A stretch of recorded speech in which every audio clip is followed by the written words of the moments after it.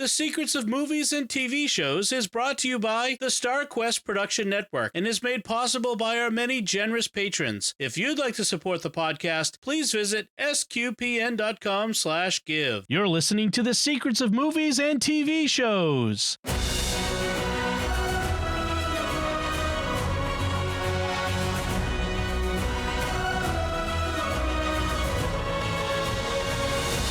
Hi, I'm Dom Bettinelli, and you're listening to The Secrets of Hawkeye, where we will discuss the hidden layers and deeper meanings of this streaming series from Disney+. And joining me today on the panel are Mike Denz. Hi, Mike. Hey, Dom. And Mike's secret partner. We'll get to that in a second. And David Handlos. Hey, David. Hey. So, folks, I want to tell you before we get started, please be sure to write a review of the show of Secrets of Movies and TV Shows at Apple Podcasts. And now you can do reviews on Spotify. So if you're listening over there on Spotify, apparently, although for some reason Slash don't want to put mine, but I'm told by Spotify that you can do ratings and reviews. And that really helps a lot. Actually, ratings and reviews help an inordinate amount for getting the shows in front of other people. And so we really do appreciate it when you do that. And when you share the podcast with your friends. If your friends are interested in movies and TV shows, this is the show to recommend to them. I want to tell you about another show on the StarQuest Network I'm sure you're going to enjoy called The Secrets of Technology, and that's where we talk about technology news that's important to you from a distinctly Catholic point of view. And every week we'll cover some headlines, we cover some practical tech stuff. We approach it from the point of view of not of like pundits, but as regular folk trying to help other folk use the tech we have every day. So come and check it out wherever fine podcasts are found, or at sqpn.com/technology. All right. Did you turn it off and turn it on again? That's pretty much how most of our episodes go. But we're here to talk about Hawkeye. And so this is the Disney Plus streaming series that was that dropped at the end of in December 2021. And it followed on an amazing year of Disney streaming shows with WandaVision, Loki, like Falcon and Winter Soldier, What If, and then Hawkeye. I mean, what a lineup there. And let me give a quick recap of what happens. If just it goes without saying, but I'm going to say it. If you haven't watched Hawkeye, we're going to spoil it for you. So big time. So if you don't want to be spoiled, pause, come back to this after you've watched it. So here's the recap. Young Kate Bishop, daughter of wealthy New Yorkers, survives the Battle of New York in 2012 after seeing the Clint Barton, Hawkeye, defeating the Chitauri while jumping off of a building. Her father, however, dies, so Kate grows up wanting to be just like Hawkeye and develops into an elite archer and fighter. In 2024, after the events of Avengers Endgame, Clint is in New York just ahead of Christmas with his kids. Kate is present somehow, and we'll get into that, at an underground auction where the sword and suit from Clint's time as Ronin is being auctioned off. She steals them from the Tracksuit Mafia, which is a hysterical name, and ends up on the news. Clint sees her, tracks her down. They're being tracked by the Mafia. Yelena, the new Black Widow, Natasha's sister, quote unquote, shows up to kill Clint in revenge for Natasha's death. Meanwhile, Maya, who's part of the Tracksuit Mafia, also wants to kill Clint for killing her criminal dad when he was Ronin. Kate learns her mom is working for the mob boss, Kingpin, head of the Tracksuit Mafia, and then there's a big fight in Rockefeller Plaza that knocks over the tree and defeats the Mafia. The end. That kind of covers it mostly, and a lot of stuff in the middle. But I wouldn't call it a That's not a complete synopsis. No. Not a complete synopsis. But you did it better than I could have. Mm-hmm. So I want to start just by getting your impressions of the series as a whole. And Mike, why don't we start with you? What is your overall impression of the whole series? How did it go? What did you think? I really liked it. I enjoyed it. I was sitting here thinking, why did I like it? Because I don't point to necessarily like great fight scenes or superior acting, and I'm not really a movie critic, so how do I know? But I found myself at like when it ended, like each episode ended, I was like, wanting it not to end, and that's a really good sign. So the pacing was good, the characters were enjoyable. I liked Kate Bishop, you know, and that they could have really bombed on that one, and they didn't. Mhm. I think they got a great actress to do it. I think she did an awesome job. I love her interaction with Clint. I thought they had great chemistry. You know, he's such the dry character that just needed her to kind of offset him. So I really enjoyed that, and the story and her mom at the end is kind of a little, you know, M. Night Shyamalan, you know, twist. You know, oh my gosh, the mom is involved with Kingpin.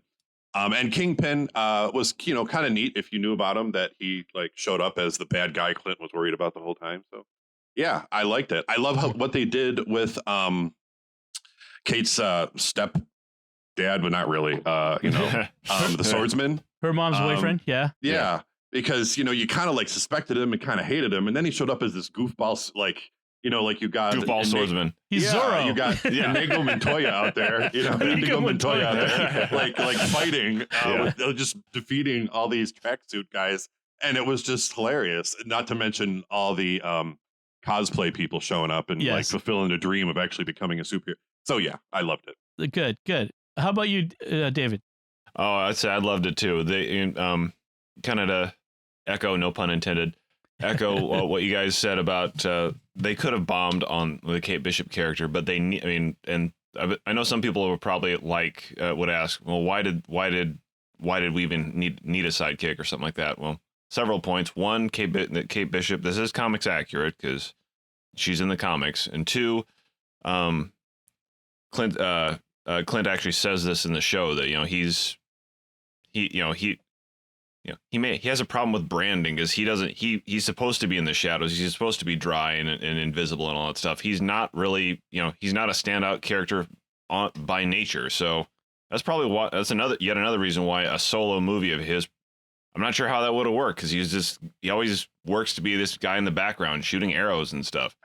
Right. But Kate Bishop brings him out and makes him actually, you know, be out in the forefront and doing things. So I don't think this show would have worked if there wasn't a Kate Bishop to bring him along and make him do things. Yeah. In fact, I think a lot of these movies work better when the title character has someone to work with. Like, you know, like Thor had, you know, in the first couple of movies had Padme, what's her name? Jane, thank you. Always back to Star Wars with me. You know, you're right. It's like these movies work well when there's a couple of them. You know, even in Ragnarok, he had, you know, the Hulk, you know, to kind of, and Loki to kind of be the foil, and Korg. And Korg, right? Yeah. Whereas here, I mean, this is really, I mean, in fact, I saw someone did the numbers. Kate's on screen more than Hawkeye is. Oh yeah. And so it's really kind of Kate's story, but it's a key story. I mean, she draws out Hawkeye, and I really like this. He's the grizzled veteran. She's the energetic rookie, and it's a classic story, and I really like that. He's like the reluctant hero, the Han Solo, you know, I don't want to get involved, you know, and he doesn't get dragged into it too much in the sense his loyalty, his you know, the fact that he's a good guy, you know, like, okay, I'm going to have to send the family home and do this, but he doesn't want to. I mean, he'd rather be home for Christmas. So she's kind of the energy behind the whole thing and keeping it kind of going. He has just a hint of this Danny Glover Murtaugh energy where I'm too old for this. I'm too old for this, Blink. Just a hint of that. Yeah, I really love Jeremy Renner as an actor. I like whatever he does. You know, he's just so good at this, and I really love Clint in this because I love the arc that Clint goes through these movies. I mean, from the blip where he loses his family, and then he goes into this Ronin thing, and this is still part of that arc. And then he loses Natasha. They have that fight. Who's going to die for everyone else? You or me, and they fight to be the one to sacrifice, and finally, you know, he's in this place, and you can see him from the beginning. He's struggling with the guilt that he carries, that he's got survivor guilt, and then he's got the physical challenges like the hearing loss, which I love the way they incorporated that into the movie. It's really great. They just did like a 2-second like, well, why'd you lose your hearing? And the quick montage of action shots of him just getting just destroyed. Yes. Like that is so realistic too. Like, yeah, of course they would have these physical results. So it is. I really loved having him in there. What do you think? So all of the description says he's former Avenger and Agent of S.H.I.E.L.D. What does that mean from a comic standpoint? Former Avenger. Well, I mean, as long as S.H.I.E.L.D.'s around, he'll probably always be somewhat an agent of S.H.I.E.L.D. Just kind of like you're never really out of that organization, but former agent of S.H.I.E.L.D., former Avenger. In the comics, he was on and off an Avenger for years, and at the MCU, I mean, at this point, who's to say who the Avengers really are at this point? Because it's everything. After those last couple movies, who's to say who's what? But in this, I noticed that he said that he doesn't have any more trick arrows anymore. This is kind of it. Right. So I mean that means just maybe the Avengers themselves aren't really a thing right now. So he doesn't have access to the facilities to make any more of them. Right. Which is a shame because some of trick arrows always have seemed so goofy to me in the past. But believe it or not, like trick arrows in the comics always looked a little weird. They managed to make the trick arrows in this in this like episode 3 actually looked great. They were awesome. Yeah, I think Hawkeye's quiver is kind of like Santa Claus's gift bag. There's just always just enough in there, and he's always seems to know which one to grab. I mean, you're reaching back, and outprops the present for the right kid. I mean, it's kind of you have to trust until the plot requires that he be out of arrows. That's out of arrows, right? Or I only got this one left. How am I going to make this one work? Right. I love that one comment. Was it episode 4 that they mentioned that Cave was like, oh, because they actually had to go retrieve the arrows, which brought the Larpers back. Like that kind of humanized that a little bit, where he had to actually go find a way to go get the arrows. But why don't you just make a boomerang arrow? That means the arrows would come right back at us. I was just thinking that. Well, you could dodge. I love that humor that they put in it. There was that very real humor, and because it's the sort of Kate was the audience analog in some ways. Like she asked the questions or proposed the things that fans say. Like you've seen people online go, well, why does it make a boomerang arrow? They come back to him. He doesn't have to go. And then of course there's the logical, like the person who says, then you have an arrow coming at you. That sort of thing. I really love that aspect of it. So he's not an Avenger. So he's we don't really know if there are any Avengers. Until the next Avengers movie, which is coming down the line at some point. Maybe they'll use the proceeds from Rogers the Musical to fund the next Avengers group. Yeah, we should probably talk about Rogers the Musical here, because that was unexpected and kind of awesome and kind of cringy all at once. So in the first episode, that's when we first see Clint. He's on Broadway in a theater with his kids watching this play about the Battle of New York. Yeah, this musical. It's very Hamilton-ish. Musical. And they actually had real Broadway showrunners come in, write the play, write the music. They had real Broadway actors. I forget who they were, but they were from musicals, the names I recognized. I know one of them was from Rent. That's all I... Right. And then you either like singing and dancing around, and then at the end of the season, after the end of the last episode, they had the whole musical number that you could watch. Yeah, where they all have to band together and assemble, and it was like the mid-credit scene or something. Yeah, it was this. Yeah, it was like and the song, the musical number was Avengers Assemble, I think it was. Yeah, but it was. Gosh, that was so funny. And you could see him sitting there going, what in the world? Like, I lived through this awful thing and you've turned it into this. It was just great. Yeah. Yeah, it was great. That was like, it was hilarious. And of course, if you know the Avengers, you're like, kind of can get the inside jokes and the things they're saying. And the Hulk smash and Yes, there was so many great. lines. Yeah. So I mentioned in my recap that Kate ends up at this underground auction. She sees her mother's boyfriend, her fiance, bidding on things, and ends up bidding on the Ronin sword and suit. And then there's this watch that's there that apparently this Tracksuit Mafia is coming to steal, among other things. And this watch becomes very important to Clint and his wife Laura. And I'm wondering, the watch apparently comes from Avengers Tower. What's the deal with the watch? Well, the watch, it's his wife's. Okay. Who is, as if you look at the logo, besides the fact that they mentioned throughout the show that the watch is transmitting, most watches don't do that. Right. At least most a lot of what watches do now. I should take that back. But a lot of them that have been tucked away in a tower for years on end don't still transmit.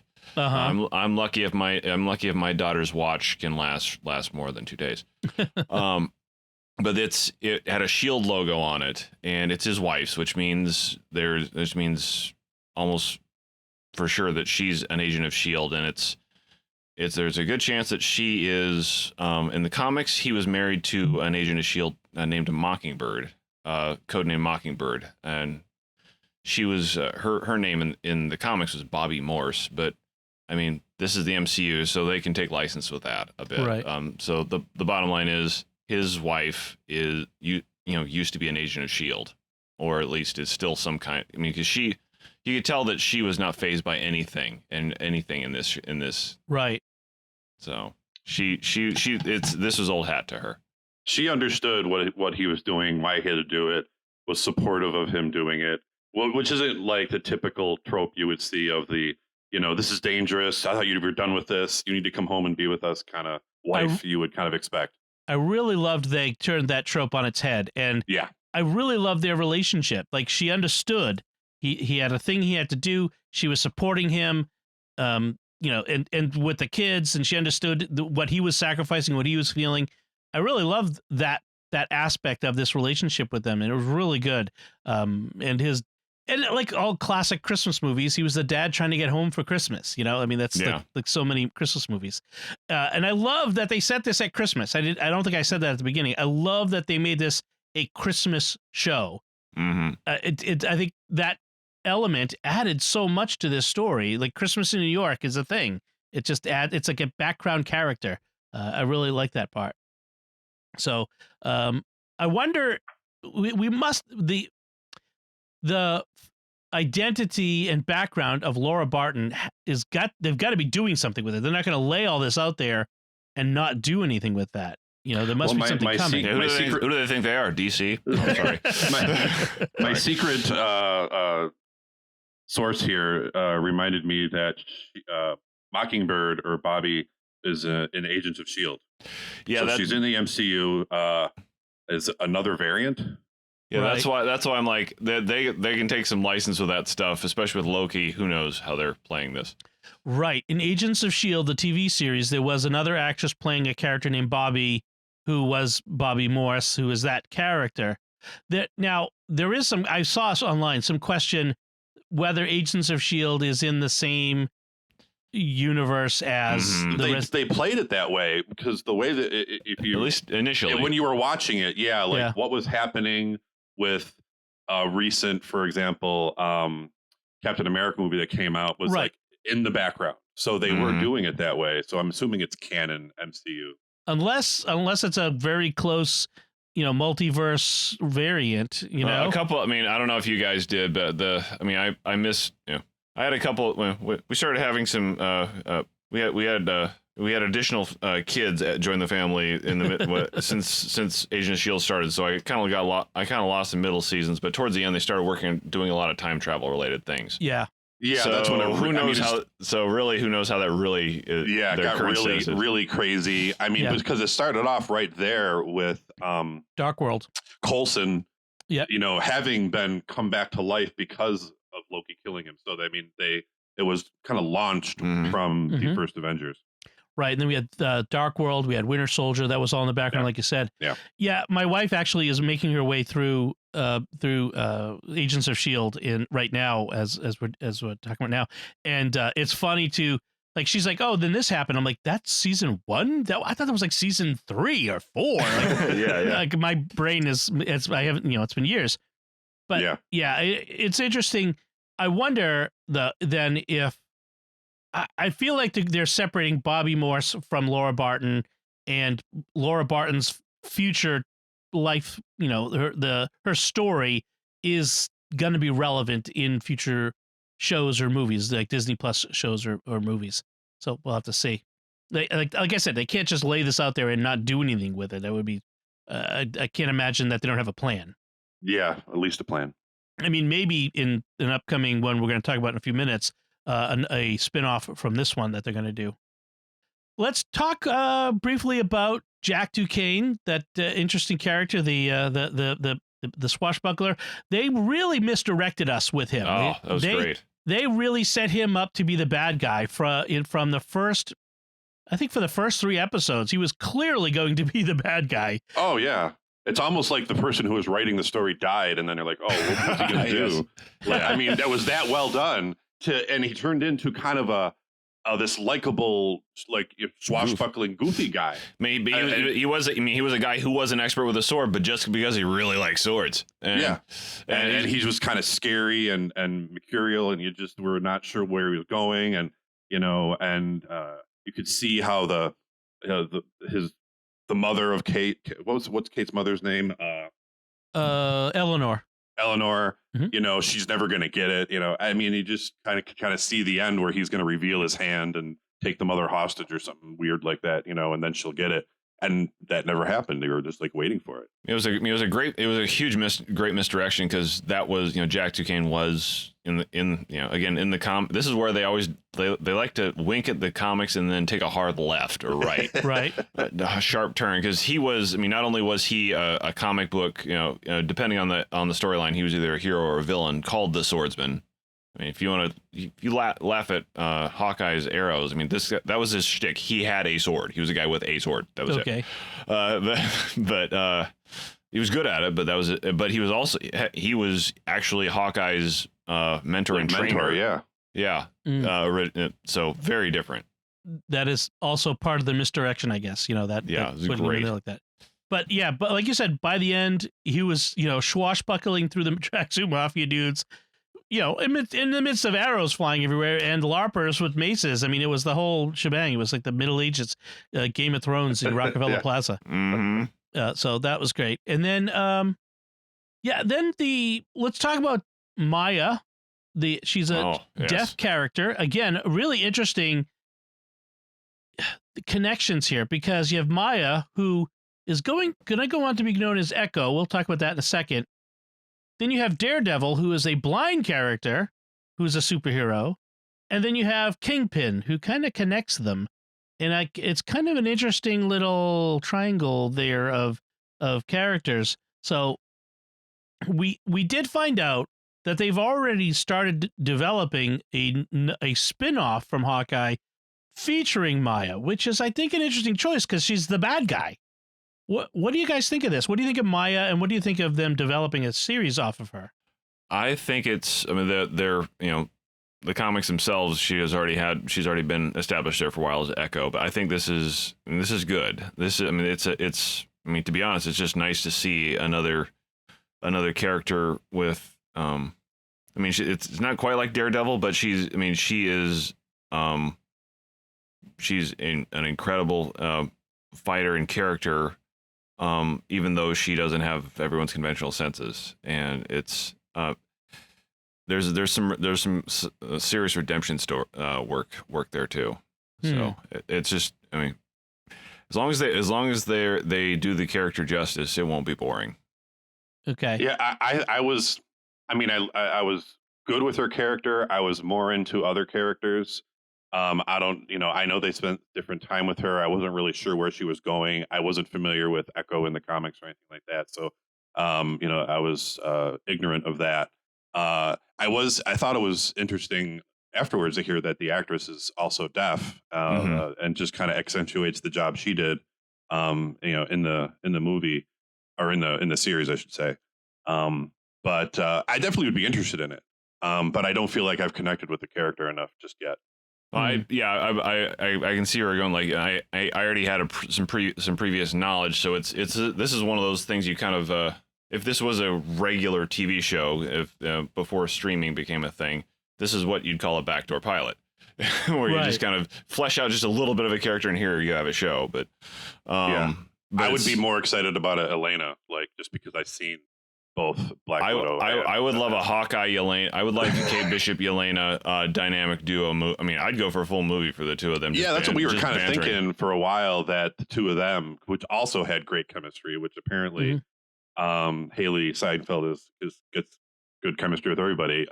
The whole arguing, fighting, walking through the apartment towards I don't know if it was one of the second last episode that they had. She's like, "It's so hard to hate you," or no, it was like, stop making me like you. As they're throwing punches. Stop like, because they're complimenting each other on like, that was a good throw. You almost got me out of the room. Like, stop making me like you as I fight you.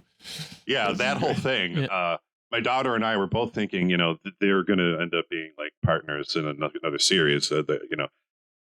But it's the next generation Hawkeye and Black Widow, right? Yeah, there, that's what you're saying. Yeah, exactly. Yeah.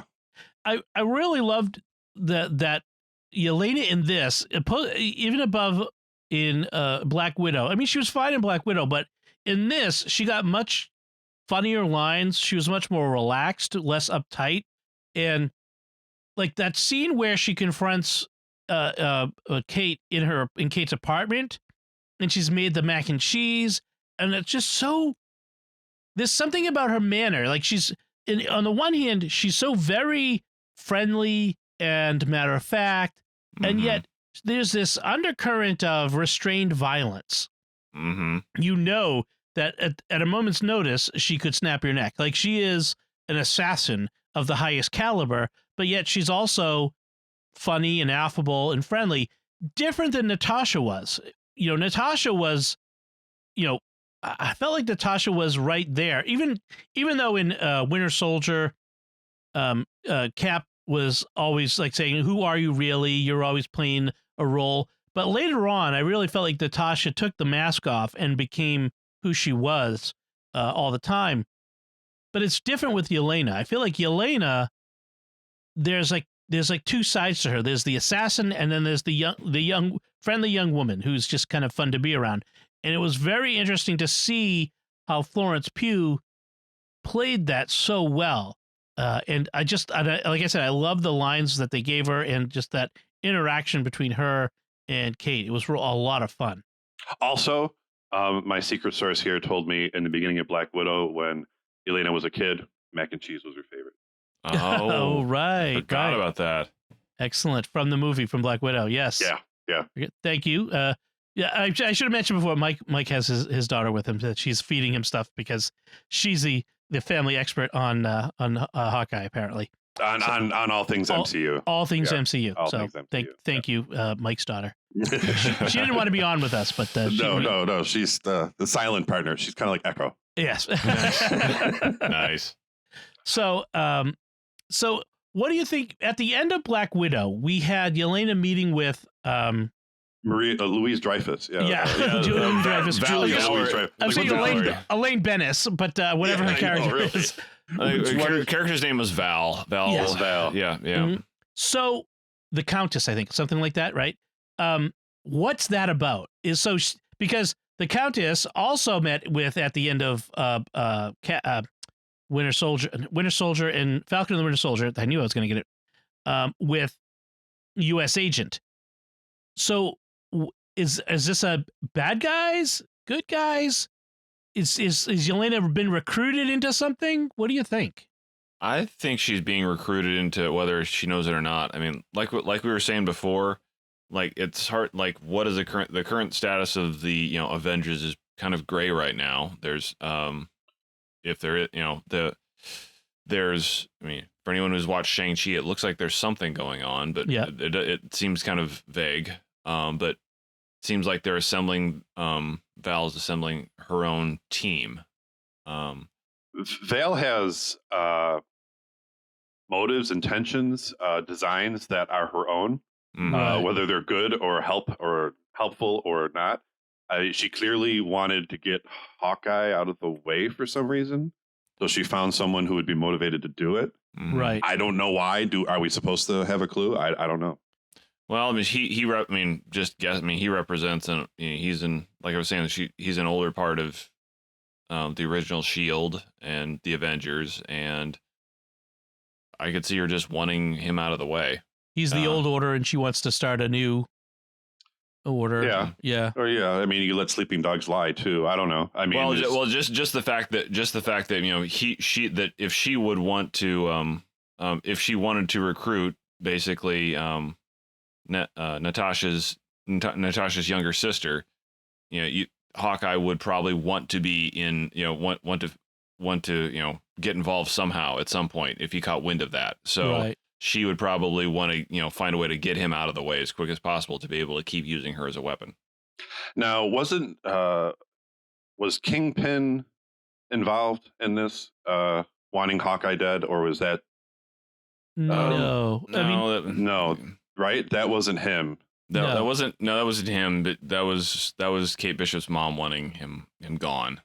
Okay, so so there was several people who wanted Hawkeye out of the way. He always has somebody wanting him dead. I'm pretty sure. Okay. Yeah. His kid. It's like.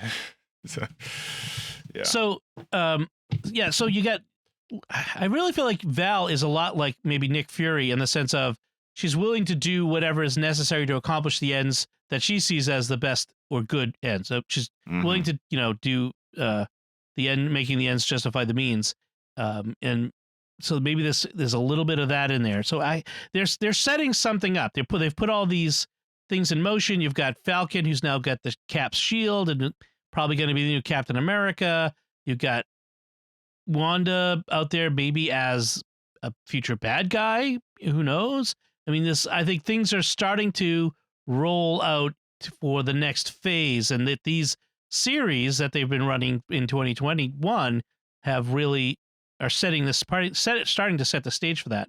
And so Yelena is clear, I think, clear to me, going to be part of that. So, but again, I think Yelena was great in this. I think she was one of the best things about this series. Yeah, I'm glad she had a lot to do in it too. That was I was impressed that they managed to. I mean, when I went back, I did a quick I looked over this right before this. I'm like, I forgot that. I mean, really, except for she only really was there for 2 full episodes. Yeah, she was there for just a hint of a bit of the back part of 4. So yeah, she was barely in a third of the show, but she was like, that was the first thing you think of. Right. Yeah, it's funny how much of an impact she has in just for a third or a quarter of the show. So let's mention the Tracksuit Mafia. Now, it's funny because Tracksuit Mafia is when you think of the Russian mob, like a lot of times you think of they wear tracksuits. That's their thing. That's sort of like, it's sort of the cliche. Just like, you think of the Italian mafia, they wear the spiffy suits and the hat. This is the tracksuits, and red tracksuits, right? And these guys are literally called the Tracksuit Mafia, and they wear this uniform. Like, could you stand out more? Yeah, it is. They're kind of like this Keystone Cops kind of gang. Like, there's the one guy who kept talking to Kate about his relationship with his girlfriend, even as he's like trying to torture her or restrain her or do bad things. And it's like, this doesn't compute, dude. This isn't how it works. Even thanked her later for helping him as he was trying to kill her. Yes. Yeah. They were funny. Now, are they just a throwaway little group, or is there something more to, like, do we expect to see them again? Are they just part of Kingpin's empire, a small little part of the thing, or were they is that what his mafia is? I was kind of confused by that. Well, I mean, the Kingpin has always had lots of different, he has many different groups, at least in the comics, Okay. Who knows what state his empire is in currently, but I mean, the tracksuits have actually been in, I I don't think they're quite this goofy, but you know they've been around since 20. I pull up my notes. They're in 2020. 2012. Sorry, they're in the year 2012 in Marvel Comics. So they aren't a creation just for this. Okay, so they are part of the Marvel Comics. They've been around for about 10 years. Okay. They made their debut in Hawkeye #1, Volume 4. So they are a Hawkeye enemy. Yeah, they are. Yeah, I should have led with that. But yeah, they made their debut in Hawkeye, so that was appropriate for this. Very good. I think they also may have been Penguin's henchmen too. It could have been crossover to DC. Like it is, or the Jokers or the Riddlers, but any of the henchmen that wore the same stuff, they kind of reminded me of those guys too. We should talk a bit about some of the fights that they had. We'll talk about the Rockefeller Plaza one at the end in a bit, but like there was that chase scene through the city with the cars, the car chase scene, and the moving vans, and there's one part of that scene where there's this one camera shot that just rotates around inside and outside the car. I don't know how they did this, whether it was all CG. It was pretty an amazing shot. It what was it? Kate hanging out the car? Was it Kate hanging out the car while Clint drove, shooting arrows back at them? Yeah, while he was completely deaf, which added to the hilarity of it. Yes, he had lost his hearing aid, and that was pretty, especially when we get to the end. They're on the Brooklyn Bridge, and they're coming, and he has her like she's got the one last arrow. He tells her to shoot it up.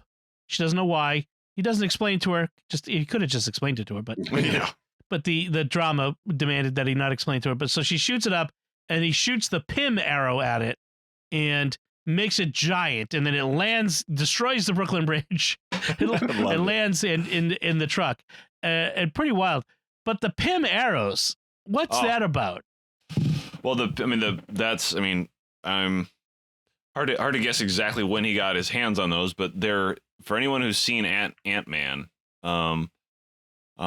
they're just like the little discs that in the first Ant-Man movie. I don't think they used as much in the second, but in the first Ant-Man movie, he had a bunch of discs that he could use. He would just throw them at things, and they could make things grow or shrink. It was kind of a little plot device, but it was a way for him to he could just throw something at it, and then it would shrink and then be out of his way. Or when he accidentally grew a child's locomotive to enormous size and blew out the back of a house. Right. But yeah, that's so it's somehow he got his hands on some of that stuff, which is pretty awesome. And like you mentioned that one, and then so that one had one that grew, and then there was one that he used to shrink some a van, an oncoming van with driven by the Tracksuit Mafia, to toy size. That part was that I had to stop and just I had to stop everything because I was laughing so hard because now all of a sudden this tiny little van comes right up at their feet, and Kate asks, well, what do we do now? And before they can even really think, was that a hawk? An owl. An owl swoops down and grabs the van with the tiny villains and flies away. And it's like, this was an owl that was like facing off with Hawkeye in the Christmas tree. Wasn't it? Yeah, it was in the Christmas tree. Yeah, it was yeah. So it just flies away with him. He's like, well, that solves that. Do you guys ever watch the pitch meeting videos from the Screen Rant? The same guy. Yeah, the same guy. Yeah, and it's about like the screenwriter pitching to the studio exec the stories, various shows or movies, in the most crazy way possible. And at one point, like he pitches this scene, and the exec is, oh my gosh, that's horrible, that's awful, that's horrific. I mean, they're going to be pecked to death by this owl. This owl is going to tear the flesh from their tiny little bones. This is horrific and awful. And the screenwriter's like, or funny. Or funny, or people will laugh. Well, because it'll be off camera. It's okay. Yeah, don't worry about it. Yeah, okay, yeah. If you think about it, it is kind of horrible that this owl flew off. Totally. But like I said, I was cracking up. I tried not to think about the ending, but I like how he just happened to have PIM technology on him, because it's like maybe that's another nod to the comics, because he did have a at one point he actually, I don't think they'd pull this off in the MCU, but at one point he felt the need to level up because they didn't write him very well for quite a while, and he was considered the guy with arrows. So he acquired enough PIM technology to, he played a hero called Goliath for a while, for a couple of rounds. So he's in a couple of different comic arcs. He wasn't, he was better at it. He was better at arrows because he kind of seemed to get a big head, no pun intended, every time he grew, and thought he was tougher than he really was. But okay. So, but that's like, let's ignore their fates, but it was good to play for laughs. So. Yeah. So let's talk about the other group that was there on the good guy side, the Larpers. Oh, God. So at one point, the Ronin costume was in Kate's apartment when it burnt, and one of the firemen found the costume and took it because he's a Larper. Now, in case you don't know what a Larper is, a LARP means live action role playing. So these are people who, and this is a real thing. They dress up in like D&D type costumes, and they D&D in real life. So they go down into a park, and they've got foam swords, and I've got a +2 and it hits you, and I throw spell, and they do D&D in real life. And so this group, and this guy had this awesome costume for his LARPing. And so Clint has to go to this LARP down in Central Park, this LARPing group, and get it back. But he can only get in if he signs up to participate. And then they recognize him, and this guy's like, I want you, I'll give it back to you if you let me fight you in the LARPing. And it was just a great moment because he's like, I really don't want to do this. Just kill me and get it over with. And he's like, do it, like being as so lame as possible. He's like, no, man, come on, do it right. And they end up like befriending them and helping them out in the end in the big final battle. But it was I really liked the LARPers. They were really fun. It was like you're putting the most introverted of all the Avengers, who attacks from a distance. I don't want to be seen. I don't have my flashy outfit that Bishop is constantly trying to talk to him about. Yes, and he comes up against the most ludicrous, the most extroverted, the most zany fans of the Avengers that he could, and he has to deal with them because they have something he really needs. So he's sucked into their world, and it is a lot of fun to see. And of course, all of us watching this, well, at least those of us who are really into it, you kind of imagine being like, oh yeah, okay, you're here. Let me fight you. Yeah. Yeah, it's just what you'd want to do. Like Mark Hamill, yeah, can we fight together? Right. Yes. So, what about you, Dave? What do you think of the LARPers? I was one of those people who had to look up what they were. I knew what. Once I read that, I knew what it was instantly because I have many friends who've done that stuff, but I didn't know that was actually the term. But I thought that was great. They were another set of characters, like you said, that they kind of have to bring Clint out of his shell, and he actually has to go out and do some things, even though he's like, he's like, I fought Thanos and I'm trying to get killed by it. Like, he's right. Really? Just kill me now. But he actually, it actually does benefit him later on because they help him. First he has to get the. I question Grill's morality though because he actually did steal something from someone's apartment. Yes. But he he got the suit back from them, but then he needed the arrows back, and they helped him with that. Also questionable morality because that meant they stole evidence, but whatever. But they were great characters, and they were just great fun characters. They all just seemed to kind of help liven up. If it would have just been just a Hawkeye thing, it would have just been so dour. So yes, that's true. And then like we mentioned, there's that final set piece battle at Rockefeller Plaza. I have to point out. This is one thing that kind of gets to me with a lot of these superhero movies. It's like, where are the cops? Like there's a there's a battle going on in Rockefeller Plaza, and the cops are nowhere to be found. They're having donuts somewhere on the Upper East Side or something. Like it is. I don't know. I don't know if that's actually that far from. I don't know New York's geography, but it's like. And then when they do show up, they're arresting Kate's mom. Like, right. Oh, we're here for her. What was there something going on over there that we should know about? I don't know. Did the biggest Christmas tree in New York City fall down? I don't know. Did anyone see that? And like nobody notices. It just cracked me up. But and then you had these arrows flying everywhere, doing all these crazy things. The ice rink gets blown up. The famous skating rink under the Christmas tree. Yeah, it was wild. It was wild. Yeah. Well, maybe the Larpers were cops and fire department people. Maybe they were the on duty police, and they're like, everything's okay, don't come yet. Nothing to see here. Stay back. Set a perimeter about 3 blocks. We're filming a movie. Don't worry about it. yeah. Right. So the owl thing was the one thing I wanted to bring up was from that, because that was the thing. I'm like, oh my gosh, that's horrific. All right, we got to talk about Kingpin, Vincent D'Onofrio. Yes, we do. Who is fantastic every time he shows up on screen. Like Kingpin in Daredevil, and in the Defenders series, which was also all these Marvel Netflix series from the ages past. And as Daredevil, as Kingpin, he just stole the show every time he was on there. He was just this amazing character that just took up all the space in the room, almost literally sometimes, I thought. And he shows up here. Now, did they use the character well? I felt like he was less than the character he was in the Netflix Marvel series. What do you think? Well, he definitely was formidable. Mm. Yeah. I want to know, David, if you can explain how it is that he doesn't die. I'm thinking he can't be that fat. What is it about him? And I love the actor. I love.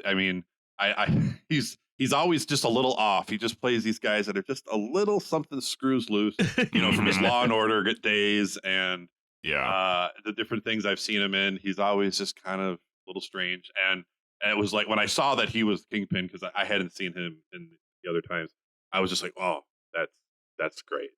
But what's his superpower? I know he works out, but that can't be it. Man, no, that is actually, yeah. Technically he doesn't have superpowers, and that's actually been a discussion online for a bit. We're like, well, how do you get this tough? He isn't. He's not Captain America, but he's strong enough to go toe to toe with Daredevil and then some usuly. In the comics, he's actually physically superior to Daredevil. He's master of sumo wrestling and doesn't have an ounce of. It doesn't have an ounce of fat on him, really. But one of the shot by an arrow. Oh yeah, he just pulled it out. Yeah, but like Braveheart's best friend's dad. Just snap this off. Well, I would say that the white suit of his was a bit on the cheesy side, but one thing is that his suits were always very powerful. They also doubled as incredibly powerful body armor. It's the if you remember both in the comics again and then in the Daredevil show, his suits were custom made by this one I forget his name, Melvin or something like that. Right. Yeah. Was it Melvin? Something like that. Yeah. But it was custom made by this one guy who you couldn't put a dent in it, and ultimately that was the guy who made Daredevil's costume himself. So he is freakishly strong, but not superhumanly strong. But he also has the benefit of wearing gaudy suits that are tougher than Kevlar. Okay. So he got the crap beat out of him. I think he should have. I think the car was so he should have been more banged up than he was. I still think, but yeah, he basically was wearing body armor. He got blown up by inside the store. and then hit by the car. Right. Or was he hit by the car first? I can't remember. He was hit by the car first. He's hit by the car first. But that's why probably, I mean, if anything, that's why the electricity finally brought him down when all the blunt force trauma didn't. Right. So, yeah, well, and then he survives getting hit, but then Kate survives getting hit by him too. Like, I'm not sure how Kate survived. How. Yeah. Now, D'Onofrio, in an interview afterwards, said that he considered this to be a continuation of his character from Daredevil, the Netflix Daredevil, and that the main difference is the freakish strength, that because he didn't have that in the Netflix series, and so that was new for this. So that's a bit of a difference. But otherwise, it was the same. From his point of view, the same character, the same pain from his childhood, and all that sort of stuff. So I thought that was interesting. Was he wasted in this? Did they use him well in this? What do you think? I think they tried to cram him in a bit. I mean, if they could have like at least shown him a little, at least in glimpses, a little bit sooner on, it might. I think it might have helped. But like for people who wanted to keep him secret, I know. But for people who've never. For people who never seen him before, and for people who were big fans of him, it probably was a little bit. I mean, it's people who've never seen him before. They're like, they probably wouldn't have got it. But a lot of us are fans of his Daredevil time, and it felt rushed. It felt a bit rushed. Right. He was only in 2 episodes. Again, like sort of almost like. And in the first one, it was just at the very end, right? Yes. Yeah. So yeah, I mean, and it might have been, just only got so much time. I mean, we got a lot of great characters here. I did kind of guess that's where they were going eventually. Like at a few episodes in, I was thinking to myself, are they going to have Kingpin? Is that who's going to should turn out? Because they kept talking about the boss, the big boss, and I'm thinking, I mean, it's New York. It's going to be Kingpin, right? So yeah, but you're right. Like he really only got 1 episode, and I felt like it wasn't enough to really justify, the character. Like they didn't do enough with the character, and he did kind of he had to get knocked down literally and figuratively, and because it happens in 1 episode, it kind of knocks the character as a whole off his pedestal a bit. Doesn't seem as formidable as he did before. Yeah, because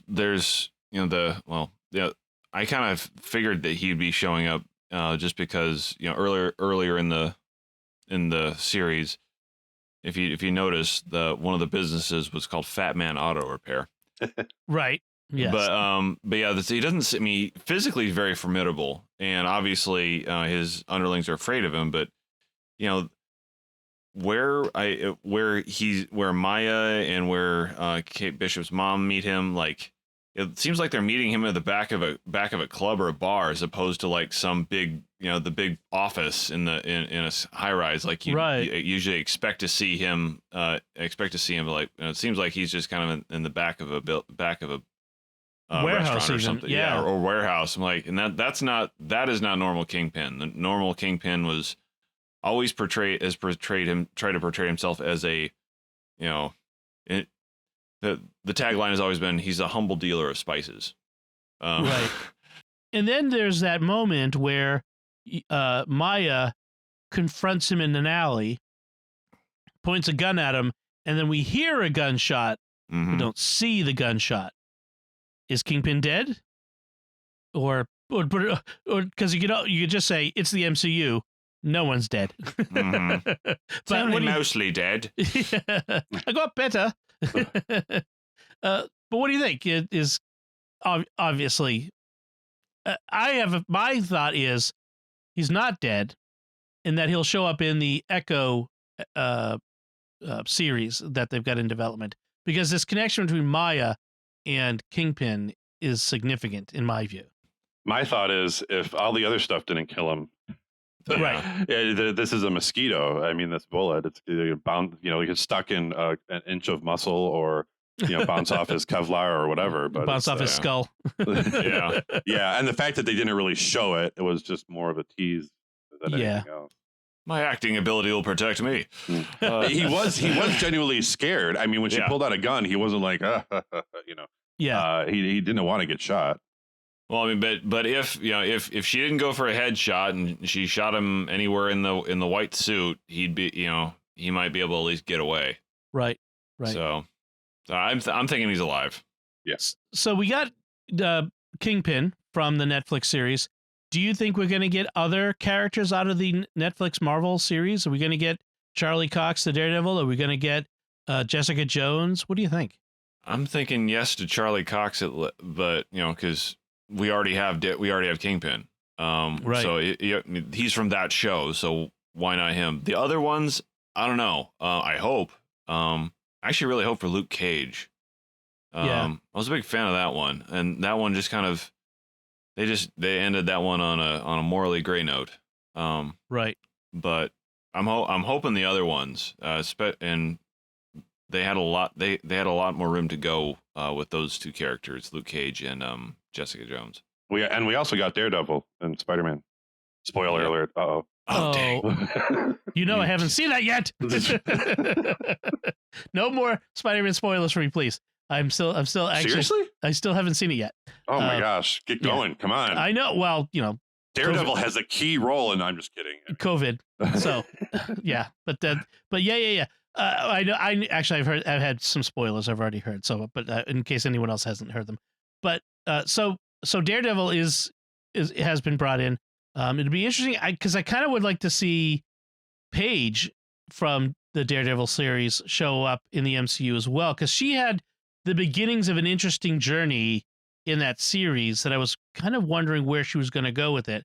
It really was disappointing that they canceled that one in particular, because that last season there were so many interesting questions raised and so much going on. I know we're talking about Hawkeye here, but really, when you talk about MCU, you're talking about the whole thing. It's one big story. Yep. All right. So, anything else about Hawkeye that we haven't brought up that you want to mention, or any last thoughts before we go? I liked the way they used his hearing aid as sometimes you knew what was going on because everything was silent, but there were other times when, for instance, she was telling him all this stuff and he just didn't have his hearing aid in the restaurant because he didn't want to listen to her, and then he just puts it in and she's like, were you listening the whole time? And the scene where he couldn't hear yet and she was translating for her son, who was calling about Christmas, that was a great scene. It was just this little thing that Marvel comes up with to just add this depth to what you already were feeling for him not being there for Christmas and missing movie night and missing whatever other nights they had. And then they have the scene with the son where she has to translate for him like that. It was great. Yep. Yeah, he's there. I mean, this was an action show, but that was great emotion from both characters there. That was great, and it bonded Bishop with him too a little bit. Yeah. We did forget to mention Lucky the pizza dog, the one-eyed pizza dog. Yes. Yeah, the pizza dog. He was awesome. Yeah, they kept feeding him pizza. That's if you know anything about dogs and cheese, that much cheese for that dog is a bad idea. Let's just leave it at that. Let's leave that off camera with the whole owls and the small exactly. That aunt is going to come back to her apartment and go, "What happened?" We'll move on from there. But Lucky was from the comics, right? He was Hawkeye's dog in the comics, right? I think so. Yeah, that was there too. So I like how they pull stuff. They pulled stuff. Hawkeye doesn't have a ton of comics compared to other heroes, but they managed to pull down stuff. I love it. That's good. Yeah, awesome. All right, great. Anything else? I guess I loved how they showed that he wasn't just a guy with arrows. I mean, he didn't need the arrows really, but right. This is a good way to round out a character who has been a background character for a while and also just have a lot of laughs. It was great. I also really liked how they took you back to the first Avengers when she was a kid and she's watching him on the tower and seeing what he's doing and how that was an inspiration. So they were tied together like that. And I also liked that the whole series was a Christmas series that they filmed in New York a year ago. And Christmas in New York is always fun. I mean, it's even for those of us who have no idea what that is because we never lived there, but it's been in movies so much and everything, and the Rockefeller Christmas tree and all that.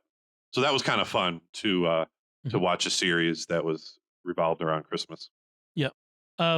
Whenever characters show up, you always have to ask, at this point, did they survive the blip or not? And apparently Kate did survive the blip. She did not get blipped, based on what she says about her age and that sort of thing. So she would have been much younger looking if she were 17 instead of 22 looking if she hadn't. I really love the fact that most of Marvel, there's a very strong thread of family that runs through all of the Marvel stories, all the MCU stories, whether it's fathers and sons or fathers and their children, like Tony and his daughter in Endgame. I loved seeing both Clint and his kids and being a good dad to them, but Clint being dad-like to Kate as well. And I really love those elements, and I love that they bring that out. Family is such an important aspect. I mean, you compare that again to the DC movies, which have their own appeal, but the DC movies are not like that. They have a totally different feel, but MCU feels like a family thing, and I really love that.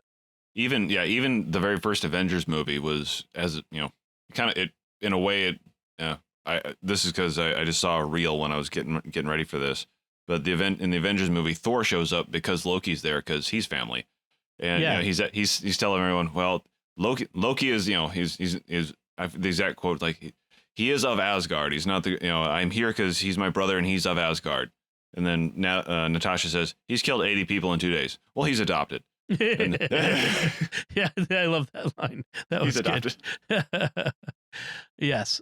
All right. So if that's all we have right now, I want to take a moment to thank our patrons who make it possible for us to create the secrets of movies and TV shows, including Emily W., Joe K., Guy N., Paula K., and Keith M.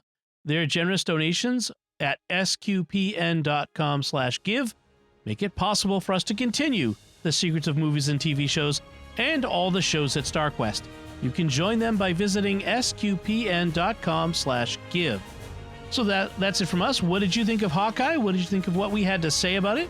You can let us know by commenting on the show at sqpn.com/secrets or at the StarQuest Media Facebook page, or send an email to secrets@sqpn.com. Until next time, David Handlos, thank you for joining me and sharing the secrets of Hawkeye. Thank you. Mike Denz, thank you as well. My pleasure. As well as Mike Denz's secret helper. And my pleasure. Dad. And once again, I'm Dom. Once again, I'm Dom Bettinelli. Thank you for listening to the secrets of movies and TV shows on StarQuest.